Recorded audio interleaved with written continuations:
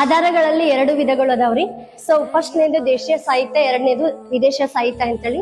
ಈಗ ದೇಶೀಯ ಸಾಹಿತ್ಯ ಬಗ್ಗೆ ನಾವು ತಿಳಿದುಕೊಳ್ಳೋಣ್ರಿ. ದೇಶೀಯ ಸಾಹಿತ್ಯ ಏನಂತಂದ್ರ ನಮ್ಮ ಭಾರತೀಯರಿಂದಲೇ ವಿವಿಧ ಭಾಷೆಗಳಿಂದ ತಯಾರಾದ, ಅಂದರೆ ಸಂಸ್ಕೃತ, ಪ್ರಾಕೃತ, ಹಿಂದಿ, ಮರಾಠಿ, ತೆಲುಗು, ತಮಿಳು, ಗುಜರಾತಿ ಇತರೆ ಭಾಷೆಗಳಿಂದ ತಯಾರಾದ ಕೃತಿಯನ್ನ ನಾವೇನು ಕರಿತೀವಂದ್ರ ದೇಶೀಯ ಸಾಹಿತ್ಯ ಅಂತ ಕರಿತೀವ್ರಿ.